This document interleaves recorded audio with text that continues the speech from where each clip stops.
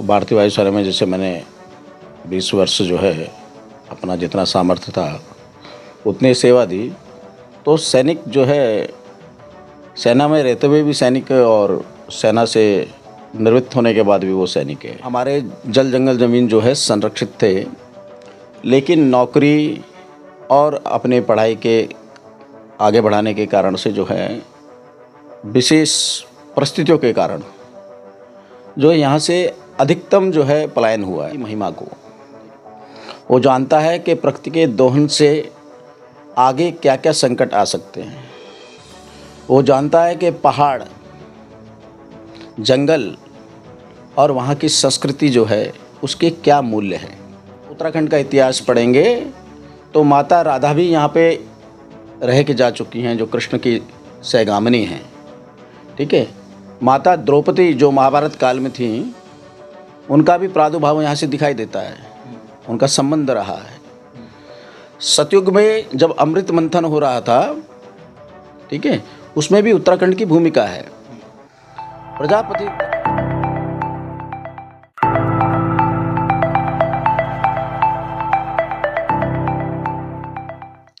नमस्कार, स्वागत है आपका दृष्टि न्यूज़ उत्तराखंड में। मैं आपके साथ संदीप ओएवाल। दोस्तों, जैसे कि आपको पता है कि हम समय समय पे आपकी मुलाकात करवाते रहते हैं, तो आज भी हम आपकी मुलाकात करवाने जा रहे हैं समाज सेविक एवं पूर्व वायु योद्धा। अब आप सोच रहे होंगे वायु योद्धा हम क्यों कह रहे हैं, तो सुदर्शन डोबरियाल वायुसेना में रह चुके हैं और वायु योद्धा रह चुके हैं, और साथ ही जब ये रिटायर होकर आए तो एक अच्छे समाज सेविक हैं।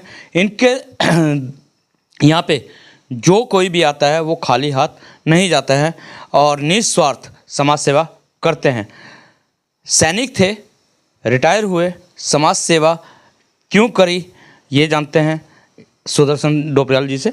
नमस्कार सुदर्शन जी। नमस्कार, प्रणाम। सुदर्शन जी, सबसे पहला हमारा सवाल कि आप बात करें तो पूर्व सैनिक थे, यानी कि आप वायु योद्धा थे, एयर फोर्स में थे आप, और देश के लिए वहाँ पे काफ़ी सेवाएं दी। रिटायर आए, समाज सेवा के ही क्यों सोचा आपने? देखिए, आप सैनिक हैं, भारतीय वायु सेना में जैसे मैंने 20 वर्ष जो है अपना जितना सामर्थ्य था उतनी सेवा दी। तो सैनिक जो है सेना में रहते हुए भी सैनिक और सेना से निवृत्त होने के बाद भी वो सैनिक है।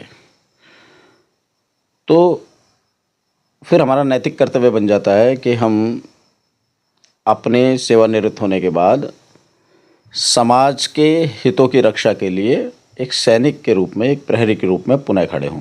इसी भावना से हमने समाज सेवा को अपना क्षेत्र चुना, जिसमें मुख्यतः हमारा धर्म क्षेत्र जो आता है उस पर हम विशेष अपना दृष्टि रखते हैं जी। अगर तो बात करें उत्तराखंड की, तो आप भी उत्तराखंड से विलोम करते हैं, और उत्तराखंड में आजकल राजनीति बहुत गहरी हो रखी है, ख़ास तौर से भू कानून को लेके। आखिर भू कानून क्यों चाह रहे हैं उत्तराखंड वासी? देखिए, भू कानून की आवश्यकता इसलिए पड़ रही है कि पहले जब हमारे जल जंगल ज़मीन जो है संरक्षित थे, लेकिन नौकरी और अपने पढ़ाई के आगे बढ़ाने के कारण से जो है विशेष परिस्थितियों के कारण जो यहाँ से अधिकतम जो है पलायन हुआ है। ठीक है, अब जो अन्य कोई भी पहाड़ी क्षेत्र में प्रवेश करता है तो उसका एक ही दृष्टिकोण होता है, व्यापार, धन का जो है अर्जन करना, और धन अर्जन तक ही उसकी जो है जो सोच है वो सीमित है। लेकिन जो पहाड़ में पैदा हुआ है, ठीक है, वो जानता है प्रकृति की महिमा को। वो जानता है कि प्रकृति के दोहन से आगे क्या क्या संकट आ सकते हैं। वो जानता है कि पहाड़, जंगल और वहाँ की संस्कृति जो है उसके क्या मूल्य हैं। जो उत्तराखंड की संस्कृति है वो आज की संस्कृति नहीं है। जैसे लोग कहते हैं ना कि मुगलों के समय पे सब बाहर से आए। मित्रों, मैं ये बताना चाहता हूँ कि सभी बाहर से नहीं आए हैं। आप उत्तराखंड का इतिहास पढ़ेंगे तो माता राधा भी यहाँ पे रह के जा चुकी हैं, जो कृष्ण की सहगामिनी हैं। ठीक है, माता द्रौपदी जो महाभारत काल में थी, उनका भी प्रादुर्भाव यहाँ से दिखाई देता है, उनका संबंध रहा है।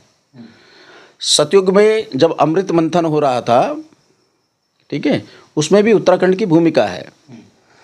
प्रजापति दक्ष जो है, आज तो भौगोलिक दृष्टि से थोड़ा बहुत हिमाचल और गढ़वाल और ये सब थोड़ा सा बढ़ गया है ना, मतलब भौगोलिक दृष्टि से हमने बांट दिया अपने क्या कहते हैं सुविधा के अनुसार, मतलब नक्शे के हिसाब से, नक्शे के हिसाब से। लेकिन वास्तविकता ये है कि प्रजापति दक्ष के जो यज्ञ का विध्वंस हुआ था वो भी यहीं हुआ था, उत्तराखंड में।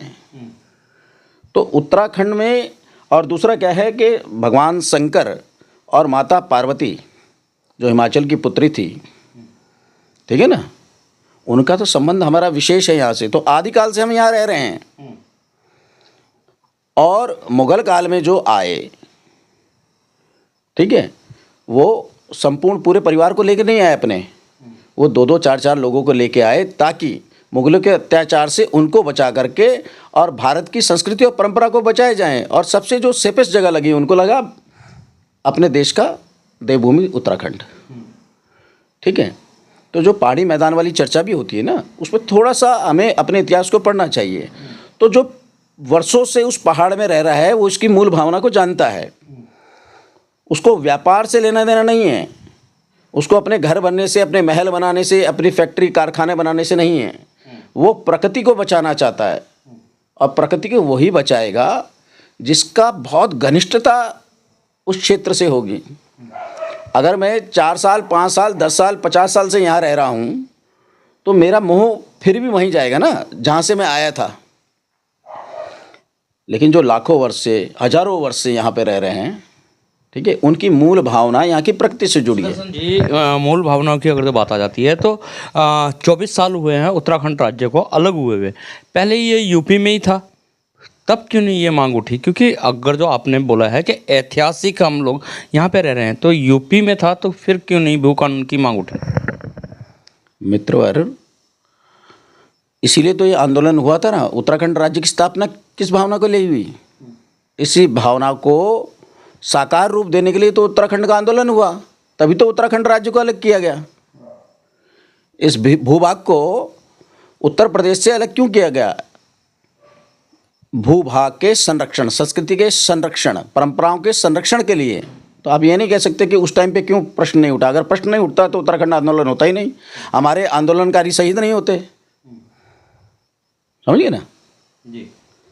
अभी बात आ रही है संस्कृति की। अगर तो संस्कृति की हम बात करें तो संस्कृति जो पौराणिक आपने बातें बताई हैं, तो हरिद्वार, जैसे कि आपने बोला है कि जो एक मंथन हुआ था, समुद्र मंथन, तो हरिद्वार में भी। लेकिन कहीं ना कहीं अगर तो देखने को मिलता है, हमारा उत्तराखंड राज्य छोटा सा राज्य है, नारसन से लेके उत्तराखंड बनवासा तक का बॉर्डर बोल सकते हैं, कहीं ना कहीं प्लेन और उनका बात आता है। अगर तो सोचने दायक विषय है तो पूरा उत्तराखंड, नारसन से लेकर वहाँ तक पूरा उत्तराखंड है, यहाँ पे प्लेन और पहाड़ का कोई भी मतलब ही नहीं होना चाहिए। मैं आपकी 2 बातें स्पष्ट कर दूंगा, और आज चाहता हूं कि मैं बात स्पष्ट हो। पहले तो यह है कि जो मैंने पहले पूर्व में कहा कि समुद्र मंथन के समय, तो उसका हरिद्वार से संबंध आवश्यक है, लेकिन वो मेन जो संबंध है वो कुछ और है, उसकी कथा दूसरी है, वो कभी और समय मिलेगा तो बताएंगे। दूसरा, मैं आपको स्पष्ट कर देना चाहता हूँ कि जो भी इस देवभूमि उत्तराखंड में रह रहा है, ठीक है, वो 100% उत्तराखंडी ही है। लेकिन मैंने कहा ना कि जो हजारों साल से रह रहा है उसकी मूल भावना में, और जो 50 वर्षों से रह रहा है उसकी मूल भावना में अंतर होगा। जो प्रश्न उठता है बार बार पहाड़ी मैदानी का, ये है, ठीक है। आप समझ रहे बात को? आप ये बताइए मुझे, मैं प्रश्न करना चाहता हूँ कि आप महाराष्ट्र में जाते हैं, तो गुजरात में जाते हैं, बंगाल में जाते हैं, और दक्षिण भारत के किसी भी भूभाग में जाते हैं, किसी राज्य के भूभाग में, वहाँ प्रथम दृष्टया आपको तभी अपनाया जाएगा जब आपको वहाँ की राज्य की भाषा आती हो, तभी आपको स्नेह प्रेम सहयोग वहाँ पे उचित रूप से परिलक्षित होगा। लेकिन आज 24 साल होने के बाद, है ना, आज तक कुमाऊनी बोली को और गढ़वाली बोली को राज्य की भाषा के रूप में स्थापित करने के लिए कोई प्रबल चर्चा नहीं होती है। सब नाकाम रहे हैं। सुन लिए, पहले बात सुनिए ना, जब तक यहाँ की मूल स्थानीय बोली को भाषा में परिवर्तित नहीं करेंगे, ये मैदानी और पहाड़ी बात आती रहेगी। आज अगर आप मेरा इंटरव्यू होते तो आप ये तो गढ़वाली में करते, कुमाऊनी हम दोनों उस पर करते, तो हमें ज़्यादा घर की अनुभूति होती, हमें ज़्यादा घनिष्ठता प्राप्त लगती, एक दूसरे के प्रति ज़्यादा प्रेम आता, क्योंकि हम एक ही हिंदी बोल रहे हैं, हमारी राष्ट्रभाषा है, ये तो सर्वत्र बोली जाती है ना। लेकिन जहाँ आप वर्षों से रह रहे हैं, वहाँ की जो बोली होती है, जिसको हम भाषा में परिवर्तित करवाना चाह रहे हैं, ठीक है, संविधान की अनुसूची में उसको सम्मिलित करवाना चाहते हैं, उसके लिए आज तक कितने नेताओं ने प्रयास किए हैं, चाहे वो पहाड़ी मूल का हो, चाहे वो मैदानी मूल का हो। मतलब आज हम यहाँ रहे तो हम भी मैदानी हो गए ना, ठीक है, मूल रूप से पहाड़ी हैं। लेकिन भाषा का, अगर जो आपने कहा कि भाषा पे यहाँ की जो मूल भाषा है उसको प्राथमिकता देनी चाहिए, तो हम बात कर लेते हैं नेताओं की। तो नेता यहाँ पे हमेशा से, जब से उत्तराखंड राज्य बनाया तब से अब तक पहाड़ के ही हैं, और मेरे ख्याल से उनको भी पहाड़ी और कुमाऊनी बोलनी आती होगी, गढ़वाली और कुमाऊनी बोलनी आती होगी। तो वो तो उन लोगों ने फिर क्यों नहीं, उन्होंने हिंदी को क्यों अपनाया? उन्होंने अपनाया नहीं, मैं यही तो कह रहा हूँ कि उन्होंने प्रयास क्यों नहीं कर रहे हैं वो। तो हमारा भी सवाल जो अनुच्छेद में जानी चाहिए वो तो तभी होगा जब विधानसभा में सब मानेंगे। अगर विधानसभा में कोई नहीं मानता और आगे जाके केंद्र में जाती है, और केंद्र में क्या कहते हैं, फिर अपनी योजनाबद्ध तरीके से जो है कुमाऊनी और गढ़वाली भाषा का जो है वो एक किनारे में फाइल कर दी जाएगी, तो किस प्रकार से होगा? तभी तो मैं संपूर्ण व्यवस्था परिवर्तन की बात इसीलिए करता हूँ, ठीक है, चाहे वो पहाड़ी मूल का रहा हो, चाहे वो मैदानी मूल का रहा हो। अगर आप उत्तराखंड राज्य में रहते हैं, पहला है सबसे धर्म है वहाँ की मूल संस्कृति को अपनाना, वहाँ के पोशाक को अपनाना, वहाँ के व्यंजन। आप जानते हैं क्वादा, यानी कि कहीं ना कहीं आप ये कहना चाह रहे हैं सुदर्शन जी कि स्कूलों में यहाँ की भाषा की भी किताबें पढ़ाई जाए? बिल्कुल। तब तक ऑप्शनल तो रखा जाए कि आप कुमाऊनी पढ़ना चाहते हैं या गढ़वाली पढ़ना, ऑप्शनल तो रखें, लेकिन केवल फंड खत्म करने के उद्देश्य से कुछ स्कूलों में पुस्तकें बांटने से इससे कोई लाभ नहीं होने वाला। अब दो तीन चीज़ थोड़ा धैर्य से सुनिए। किसी भी प्रदेश में, जैसे हम गर्व से तभी कहेंगे हम उत्तराखंडी है, जब यहाँ की जो पारंपरिक भाषा थी, जो लिपिबद्ध है, ठीक है, कुमाऊनी और गढ़वाली, ठीक है, जब तक इसका सम्मान नहीं होगा, यहाँ की परंपरागत पोशाक अपने आयोजनों में, उत्सवों में जब तक हम नहीं पहनेंगे, यहाँ के पारंपरिक व्यंजन जब तक हमारे घर घर में नहीं बनेंगे, समझ रहे हैं, यहाँ की प्रकृति को जब हम समान रूप से एक साथ सम्मान नहीं करेंगे और पहाड़ की चिंता नहीं करेंगे, तब तक ना हम पहाड़ी कहलाने लायक है, ना उत्तराखंडी कहलाने लायक है, चाहे वो कोई भी हो। आप समझ रहे हैं? आपसे मैं एक प्रश्न करना चाहता हूँ, आप जानते हैं क्वादा किसको बोलते हैं? जानते हैं आप? जंगोरा किसको कहते हैं? खाया कभी आपने? बंगलुरु में जैसे उत्तराखंड हम जाते हैं, कभी पहाड़ में जाते हैं इंटरव्यू करने या वैसे ही घूमने, तो खाया हुआ है ये सब चीज़, और बहुत, हाँ, अपने घर में भी बनता है, हमारे घर में भी बनता है, समझ गए? तो घर घर में जब तक ये चीज़ें परंपरागत अपनी चीज़ों का हम सम्मान नहीं करेंगे, तब तक हम उत्तराखंडी नहीं हैं। क्योंकि आप जाएंगे पंजाब में, तो आप जब भी वहाँ पे किसी रेस्टोरेंट में या ढाबे में रुकेंगे तो आपको वहाँ का परंपरागत भोजन मिलेगा। आप गुजरात में जाएंगे, है, ये सब मिलेगा। राजस्थान में जाएंगे, उनकी परंपरागत पोशाक पहनने को मिलेगी उत्सवों में। आप समझ रहे हैं?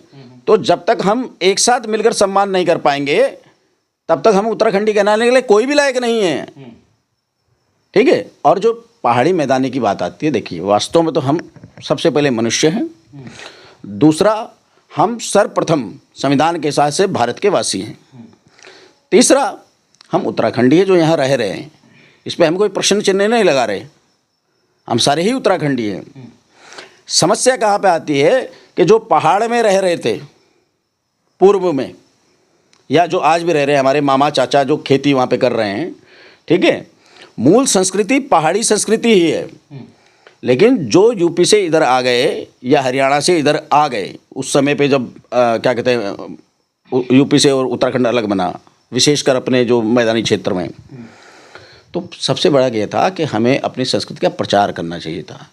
विकास तो होता ही है, लेकिन विकास भी खंडित हो जाता, आगे चल के संस्कृति नहीं बचती है। तो किसी भी मैदानी ने कभी गढ़वाली सीखने की कोशिश की, कुमाऊनी सीखने की कोशिश की, या यहाँ के परंपरागत वस्त्रों का अधिग्रहण किया, यहाँ के परंपरागत भोजन का रसास्वादन लिया, ये जो हमारी आपसी जो सहभागिता होगी ना, तब हम प्योर रूप से हम सारे पहाड़ी हैं। ये भी इसलिए सुदर्शन डोबरियाल की अगर तो हम बात कर लेते हैं तो सूत्रों के माने विधायकी का चुनाव लड़ने के लिए बोल रहे हैं। शायद यही व्यवस्थाओं को कायम करने के लिए आप सोच रहे हैं कि खानपुर सीट से विधायक का चुनाव लड़ा जाए। अच्छा, मैं हाँ जी, सूत्रों के माने, क्योंकि आपने पूरा मन बना लिया। अगर तो बात करें हम यहाँ की जनता की, खासतौर से ढंढेरे की, तो बहुत से लोगों का कहना है कि सुदर्शन डोबरियाल खानपुर की विधायक की तैयारी कर रहे हैं। देखिए, निश्चित रूप से 2027 में विधानसभा का चुनाव लड़ा जाएगा, ठीक है, और उसके पीछे कोई हमारी राजनीतिक वैसी मंशा नहीं है। लेकिन अब मुझे किसी पर भरोसा नहीं रह गया है। जो राजनेता चल रहे हैं, वैसे तो हम भारतीय जनता पार्टी के, भरोसा क्यों नहीं है? अगर तो हम खानपुर की बात कर लेते हैं तो पूर्व विधायक जो कुंवर प्रणव सिंह है, उन्होंने भी काफ़ी कार्य यहाँ पे किए हैं। वो बोलते हैं विकास पुरुष है। और भी वर्तमान के जो विधायक हैं उमेश कुमार जी, वो भी काफ़ी अच्छा यहाँ पे लेके चल रहे हैं खानपुर को। सफाई व्यवस्था की बात कर रहे हैं तो उसमें, और बहुत सारी विधायक नीति से यहाँ पे अस्पताल बने हैं, विधायक नीति से ग्राउंड बनने जा रहा है, तो अच्छा काम तो वो भी कर रहे हैं। भाई साहब, आप मेरे को 200 करोड़ दे दीजिए, ठीक है, और मुझे विधायक भी मत बनाइए। क्या 200 करोड़ में मैं कार्य नहीं करूँगा? मेरा ही पैसा मेरे ऊपर मैं लगाऊंगा, ठीक है, मतलब जनता का पैसा है, जनता के ऊपर लग रहा है, हम किसी के ऊपर एहसान नहीं करते। मेरा कहना यह है कि अब जनप्रतिनिधि इस प्रकार की भावना वाले हों जिनको अपने आप से मतलब ना हो, वो समाज में समाहित हो जाए, वो भूल जाए 5 साल के लिए कि कुछ और भी है, केवल सेवा के प्रकल्प चलें, ठीक है। कोई भी विधायक बनेगा, सांसद बनेगा, निश्चित रूप से उसको सरकार के द्वारा धन आवंटित होगा तो सेवा के कार्य करेगा। लेकिन जो मूल चीज़ है, जो मैं बार बार कह रहा हूँ, हम संस्कृति को नहीं बचा पा रहे, हम एकता के सूत्र में आज तक अपने आप को बांध नहीं पाए, हम परस्पर विरोधी हो गए हैं। परस्पर विरोधी क्या हो गए कि तू पहाड़ी है, मैं मैदानी हूँ, तू मैदानी है, मैं पहाड़ी हूँ। समझ गए? इस सूत्र में बांधने के लिए किसी ने प्रयास किया क्या? और मैं बार बार कहता हूँ, संस्कृति, परंपरा और समन्वय जब तक किसी राज्य में नहीं बैठाया जाएगा, ये विकास का कोई लाभ नहीं है, ठीक है। फिर ऐसी विचारधाराओं का यहाँ पे पनपना, कैसी विचारधारा? जैसे लव जिहाद, लैंड जिहाद, इस प्रकार की जो भावनाएं यहाँ पनप रही हैं, ये हमारे आपसी समन्वय ना होने के कारण पनप रही हैं। और आपसी समन्वय क्यों नहीं है? क्योंकि भाषा, बोली और संस्कृति के एक परिवेश में हम अभी तक अपने आप को बांध नहीं पाए, ठीक है। बिहार वाला मैं फिर उदाहरण देता हूँ। लेकिन अभी यहाँ पे उत्तराखंड की हम बात कर लेते हैं। 70 विधानसभाएं हैं, 70, यानी कि आप 70वें विधायक होंगे, तो सिस्टम से कैसे बच पाएंगे? क्योंकि आपकी अकेले की बात, ये संस्कृति को बचाने की बात कर रही है, आप एक समय में बनाने की बात कर रहे हैं, तो कैसे कर पाएंगे अकेले सुदर्शन? अरे मैं संस्कृति का रक्षक नहीं हूँ भाई, मैं तो एक छोटा सा आम आदमी हूँ, ठीक है। लेकिन जनता के सहयोग, जनता के आशीर्वाद से होता है ना सारा कार्य। आप विधानसभा में तो केवल इसलिए जाना चाहते हैं कि जो जन समग्र है, उसकी जो सोच है, परिकल्पना है, उसको पारदर्शी रूप से आप विधानसभा में रख सकें। लेकिन ये काम होता हुआ कहीं नहीं दिखाई देता। मैं केवल इस विधानसभा की बात थोड़ी कर रहा हूँ, मैं संपूर्ण उत्तराखंड की बात कर रहा हूँ। आप दूसरा ये है, मैं कहता हूँ कि भाई 20 साल मैंने नौकरी की, ठीक है, ये तो मेरे पिताजी का बनाया हुआ मकान है जो हमें प्रसाद के रूप में प्राप्त हुआ है, हम तो कुछ भी नहीं बना पाए। लेकिन ऐसे ऐसे नेता जो 5 रुपए का थैला टांग करके घूमते थे, आज उनकी 200-500 करोड़ की संपत्ति किस प्रकार से बन जाती है और क्यों बन गई, कैसे बन गई? ऐसा कौन सा जादू है भाई? ऐसा कौन सा जादू है? हम तो नहीं बना पा रहे, समझ गए। हमारी तो कंडीशन कई बार ऐसी होती है कि हम अपनी क्या कहते हैं मोटरसाइकिल का इंश्योरेंस नहीं करा पाते, घर में रखनी पड़ती है। तो जिनके पास कुछ नहीं था वो करोड़पति कैसे बन जाते हैं? तो संसाधन कहाँ जा रहे हैं? इरादा कर लिया 2027 का? नहीं, मेरा निश्चित रूप से मेरा तो इरादा है। बाकी हमारे क्षेत्र की जनता जिस प्रकार से हमें निर्देश देगी, आशीर्वाद देगी, सहयोग की भावना जताएगी, उसी प्रकार से हम आगे बढ़ेंगे। क्योंकि तैयारी हर कोई करता है। अभी 2 साल है, हालांकि बहुत दूर लंबा समय है, ऐसा तो नहीं है कि 2027 तक पहुँचते पहुँचते आप यहीं पे रह जाएंगे? समाज सेवा में अच्छी है, नेतागिरी नहीं करते। देखो ऐसा है, हम हैं, आपने देखा ना, हमारा एक वो रहता है, धर्म क्रांति संकल्प से सिद्धि तक, ये हमारी मूल विचारधारा है। धर्म का मतलब कर्तव्य, कर्तव्य के लिए संकल्प लेना और सिद्धि तक उसको करते रहना। आजकल आप अन्य प्रदेश राजनीति में भी देखेंगे, संकल्प शब्द का और सिद्धि शब्द का बहुत ज़्यादा प्रयोग हो रहा है, और आप तो जानते ही हैं, ठीक है, आपने हमने साथ में भी काम किया तो हमें पता है कि हम कब से इस चीज़ में लगे हैं। तो हम जो संकल्प लेते हैं उसको पूर्ण करते हैं, अपने मनोरथ के लिए नहीं, ठीक है, सामाजिक मनोरथ की सिद्धि के लिए हम संकल्प लेते हैं। तो ये हमने संकल्प लिया है, तो अभी तक तो हमें कुछ ऐसा दिखाई नहीं देता कि हम पीछे हटने वाले हैं। बहुत बहुत धन्यवाद दृष्टि न्यूज बनने के लिए। तो ये थे हमारे साथ सुदर्शन डोबरियाल, जिन्होंने संकल्प ले लिया है कि मिशन 2027 पूरा करेंगे, क्योंकि संकल्प से सिद्धि तक कहा जाता है। तो इन्होंने संकल्प ले लिया है कि सिद्धि तक पूरा पहुंच के रहेंगे और विधायक खानपुर का बन के रहेंगे। लेकिन उससे पहले हम अपनी क्षेत्र की जनता से बात करेंगे, जो उनका कहना होगा हाँ वो हमारे सरमथे होगा। तो इसी के साथ बने रहे दृष्टि न्यूज़ में, मिलवाते रहेंगे इसी तरीके के खास शख्सों के साथ। जब तक के लिए दीजिए इजाज़त। जय हिंद, जय भारत, जय उत्तराखंड।